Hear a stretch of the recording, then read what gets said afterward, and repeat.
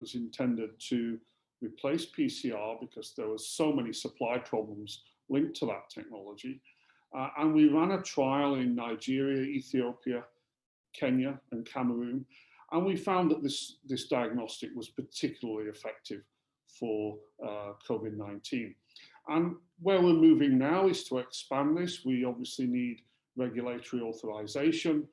We're moving to further countries in Africa where they can also try out the diagnostic technology in their own environments. And of course, ultimately, we want to be able to develop local production facilities. And I think the other thing, I think, well, at least a couple of the panelists have already mentioned, we also need to look beyond COVID-19. And ICGB, I think, is in a really great position now to use these types of networks spanning Africa to trial new diagnostics in low resource settings to really ensure that what we can provide is really going to be effective. Now, one of the issues that we've encountered for many years is that scientists from least developed countries often have great difficulties in accessing state-of-the-art fellowship training opportunities. And so again, through another partnership, in this case with the UN Tech Bank and the World Economy of Sciences, we've launched a program for collaborations for LDCs, specifically targeting fellows from those countries to take up training opportunities in the ICGB laboratories. And I think it's very important to emphasize that many of these LDCs are located within the African continent.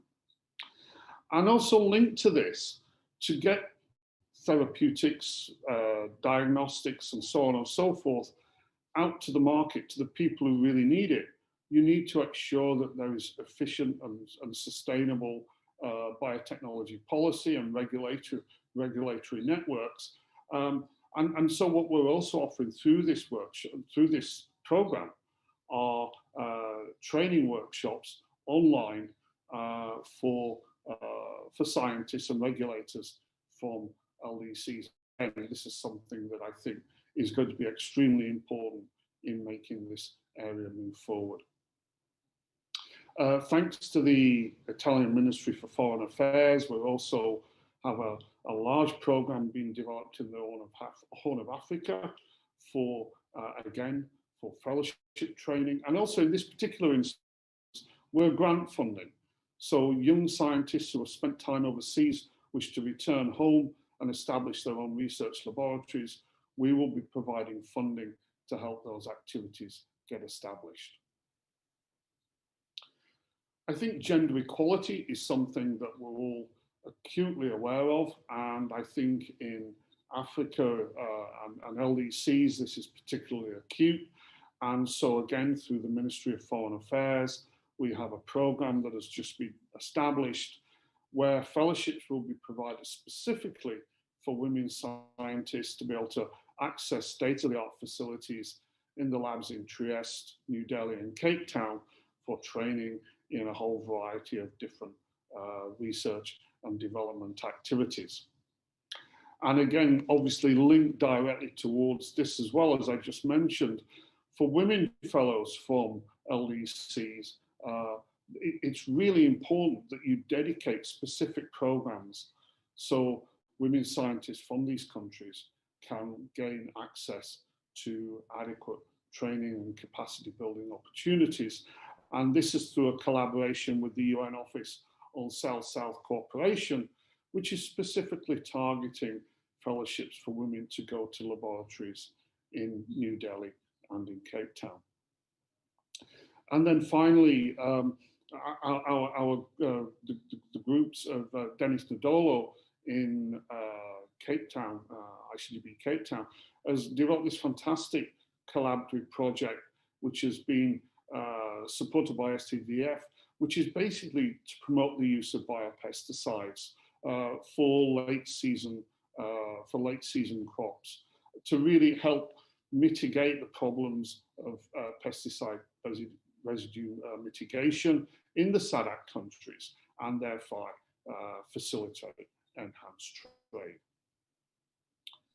In this session, obviously, we are interested in making sure that the technologies that are developed can actually get to the people who need it.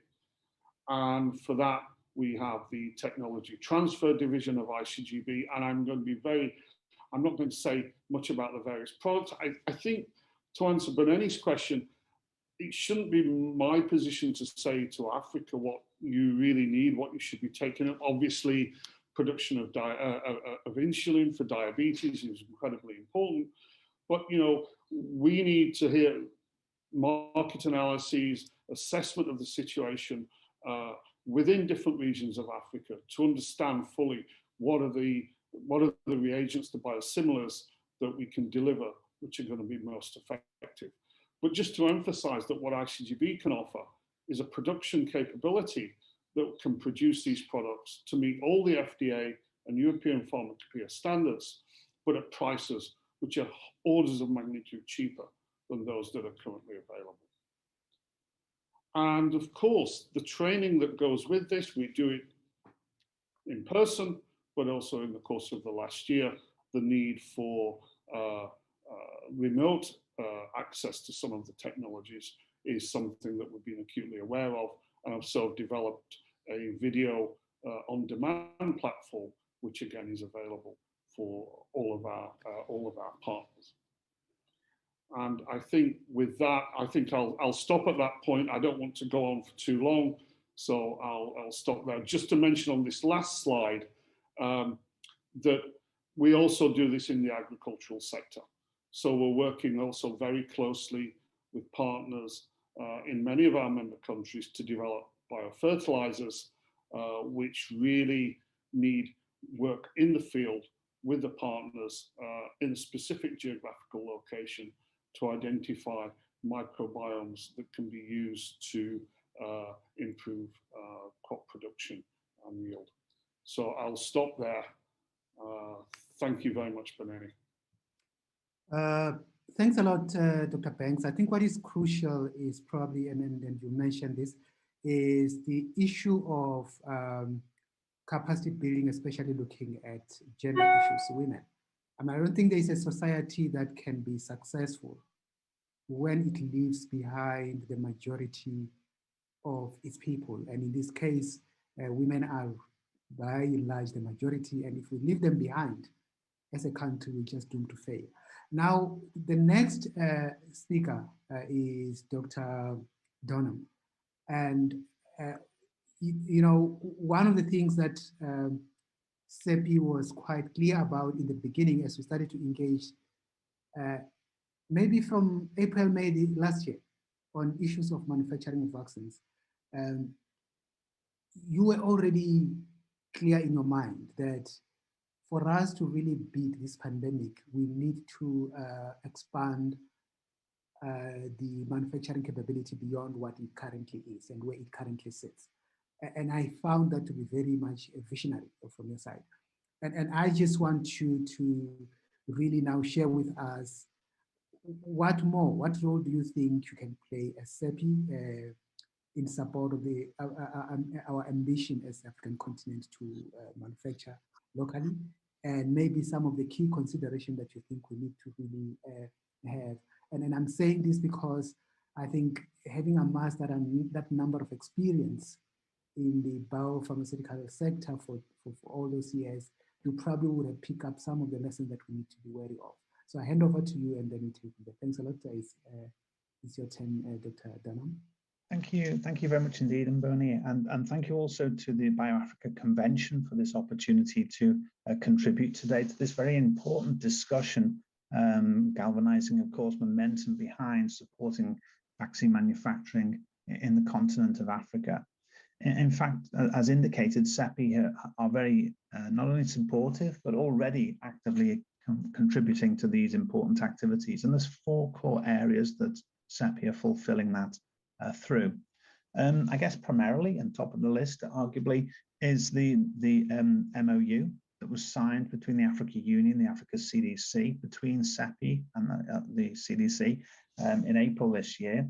And what that MOU does is it defines the shared objectives to collaborate, to develop vaccines, establish vaccine development, and manufacturing capacity and capability in Africa for the purpose of public health security and to ensure, of course, equitable access to vaccines for Africans and globally.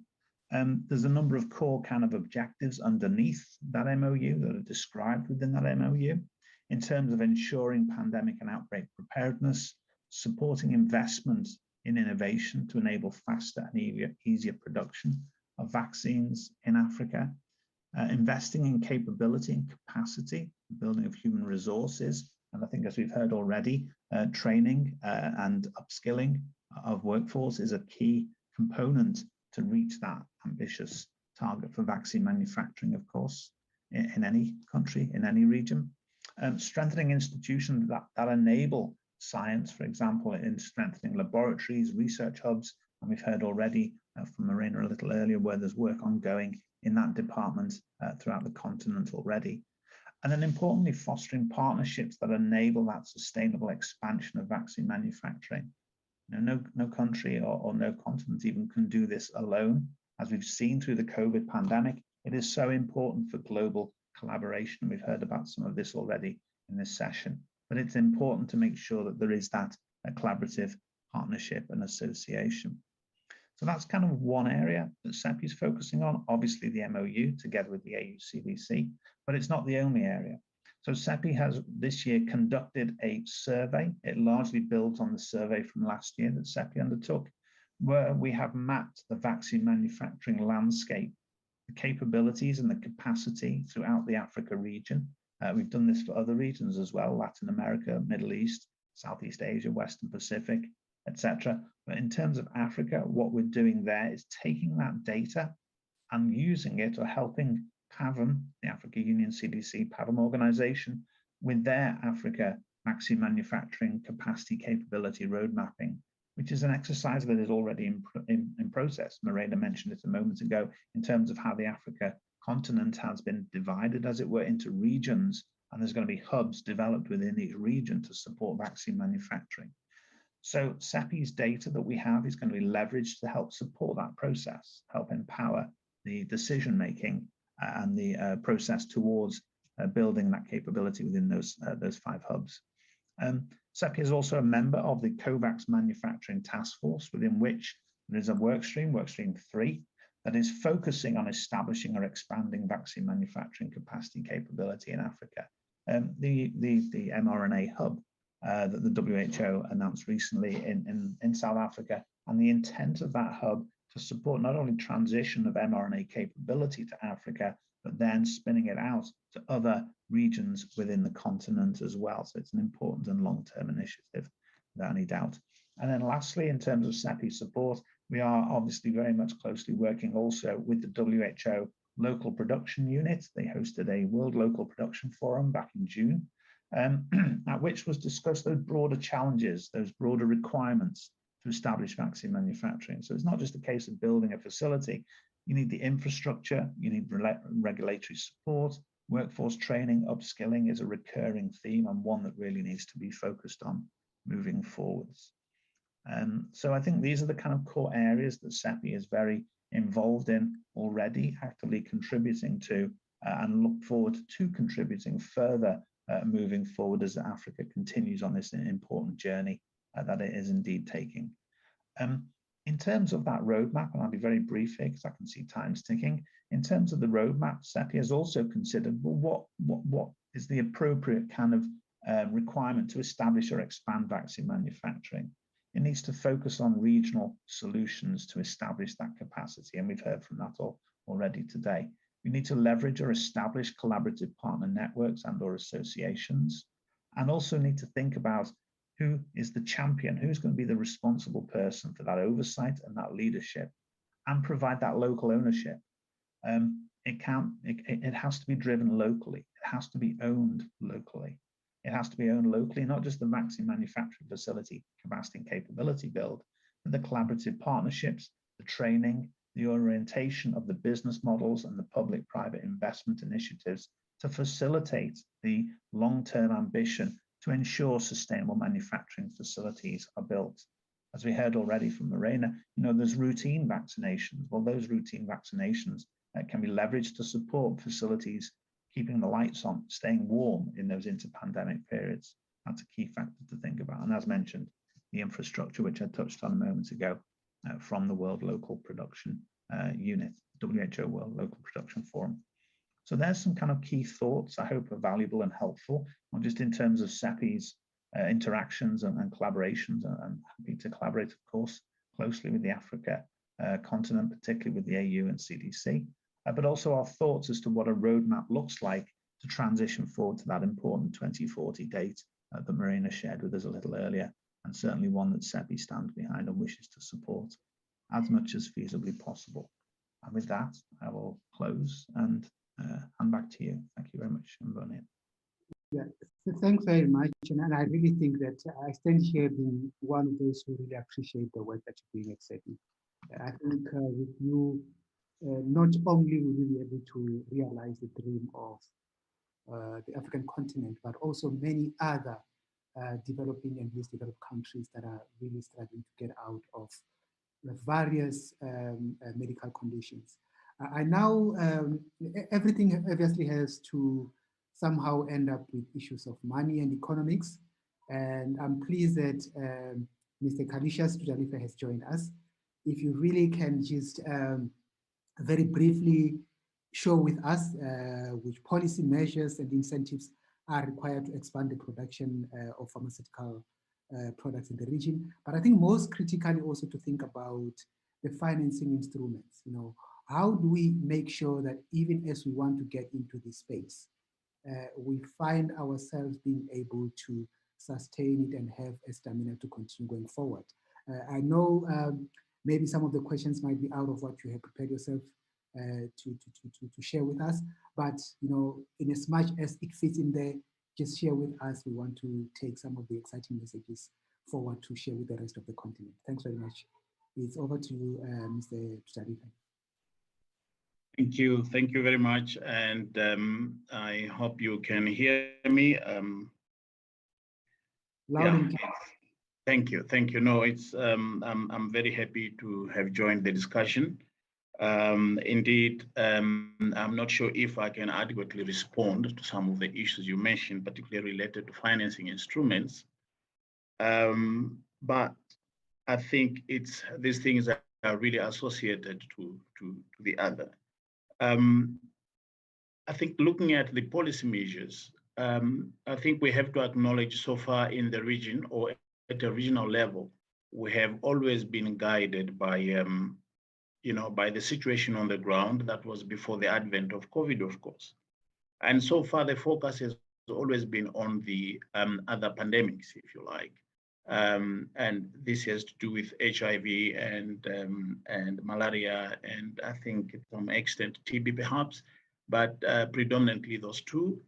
And so far, most of the focus discussions and outcome of deliberations have always focused on those two. Now, obviously, there has been some work that has been undertaken over many years, but I think what clearly is coming out, particularly as shown by the advent of COVID, is that we have not moved, if by any inch. I don't.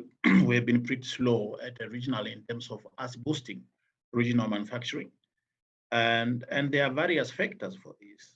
Obviously, we have to look at what is it that is within our control, as in policy measures that can really support regional manufacturing. And so a number of initiatives have been undertaken, but what is clearly also important to note is that any investor or manufacturer or enterprise that want to set up a facility, they have to be sure that the market is available to them, that they will be able to sell the products that they produce, and that they will be able to sell large quantities. And when they do that, these sales have to be over a period, probably a longer term. So they want to be sure of the market. And what we have been seeing so far in the region is that the market is not so much of a secure. You don't feel as a manufacturer that I'm here in SADC and I'm producing for SADC and that SADC will buy. So you find that there's a bit of localization of in terms of procurement that it's done at national level, but there's nothing as in at a regional level where you have, you know, that I'm producing and I'm producing for the SADC market. So there is that challenge. So I think we are saying then we have to look at if at a policy level, how do we make sure that the producers that are located in SADC, they are able to produce for the whole SADC, and that this market is secure to them. And so you know, it's something that has been worked in, I would say, over, and we've come up with a number of policy measures. One of those, of course, is the issue of pooled procurement. That has been worked on, I think, for close to 10 years now. It's not yet really functional, but that's one that then countries could use. We know that it works. I think it has worked so far under COVID as one of the you know, COVID support systems so far. So that's one issue that has been highlighted in the region. There's also the need for, as I've mentioned, the issue of regional preference. If you can't find, we know that countries have their own local or designation policies or local preference, but we are saying that if you are producing, yes, you might produce for national, and as a buyer, as government, you are buying from your local producers. If you run out, then surely you can't be looking at global, you should be looking at regional.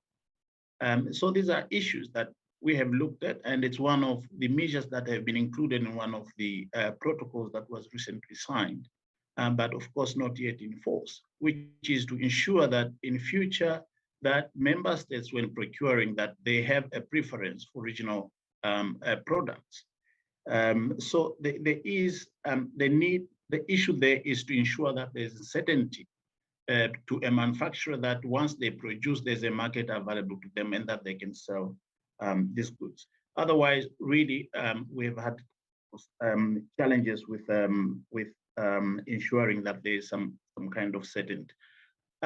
Then when it comes to perhaps just touching on the issue of finance, you know, once you set up some of these things in place, I think the long-term contracts that these producers actually want, or something they would benefit from through perhaps the pooled procurement process.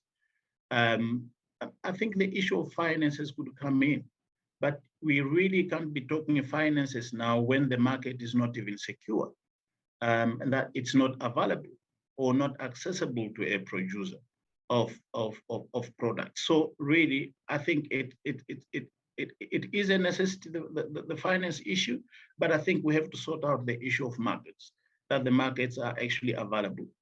The challenge we have in SADC, particularly for those diseases I mentioned, sorry to go back just quickly, is that over the years, you have found that a lot of other governments in the region, or nations, sorry, member states in the region, they to a large extent, they have depended on donors in procuring some of the products that they needed.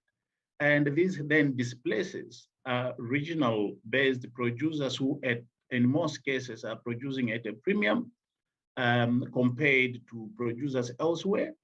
And so this kind of donor dependency has not really allowed us to use really a policy in a way that should support us. So there's definitely that I don't know what could respond to that. Perhaps, of course, the issue of financing that could assist local-based producers actually to reduce the cost of production, but there are many other factors that are involved in there. There's the issue of logistics.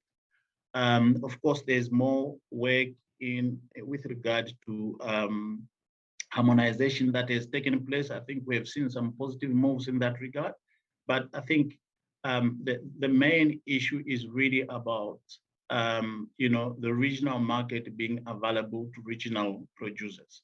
Thank you. I think I'll stop there. Thanks very much. I think some very thought-provoking inputs there. We are actually a little bit over time, but I'm still going to allow each one of the panel members to just very briefly, whatever you might have missed and some of the things that you have picked up as we're going through the panels. 1 minute for you to wrap up, and I'm going to start with Dr. Janet, if you can just give us your 1 minute wrap up.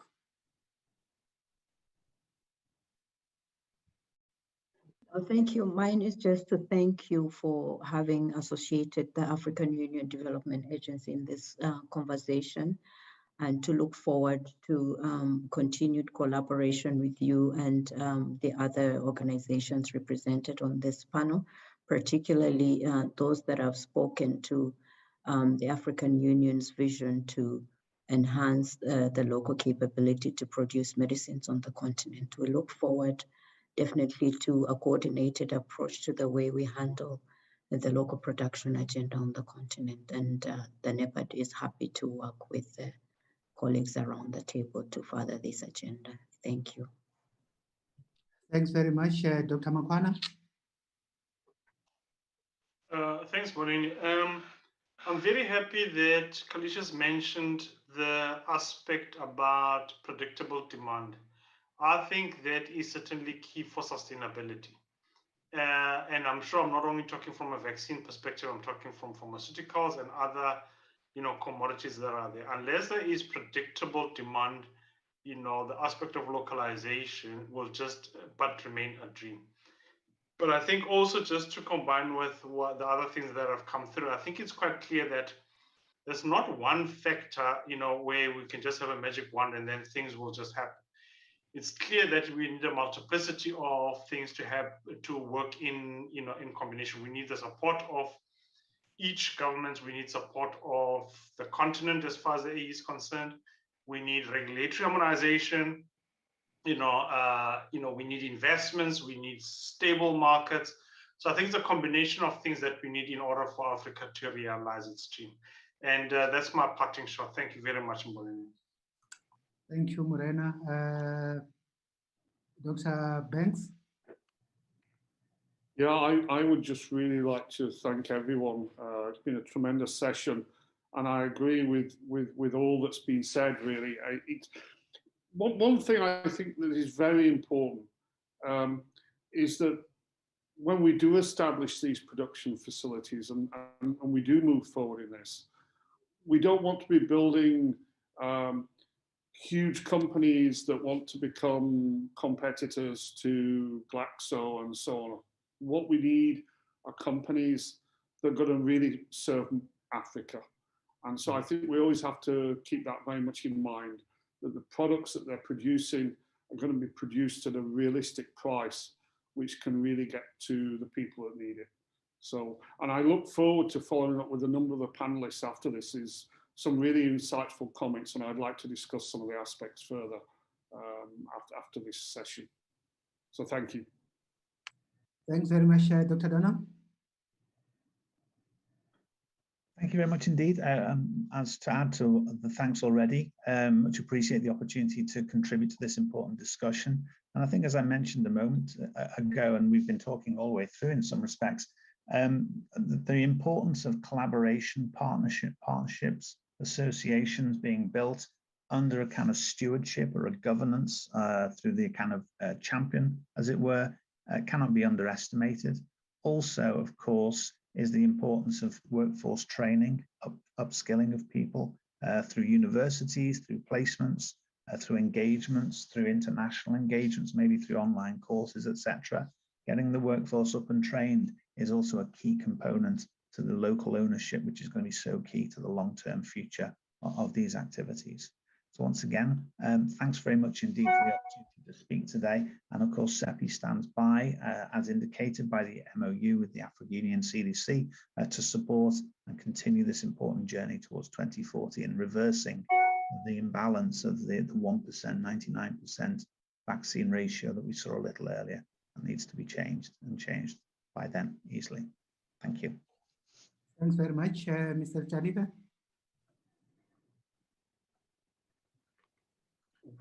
Thank you. for the opportunity once again. Perhaps just to mention, of course, as SADC, we recognize that there's now an increasing need for public-private relationship to really move forward, and we are always going to be working very closely with the private sector and all the other international partners in making sure that we have indeed a region that works together in support of regional manufacturing. Thank you. Thank you very much, and thank you. Somehow I just feel that the richness of the interactions that we have here, we would have done justice if we had more time, but we had to do whatever we needed to do with the time that we had. And so thanks very much. I think what is really crucial is that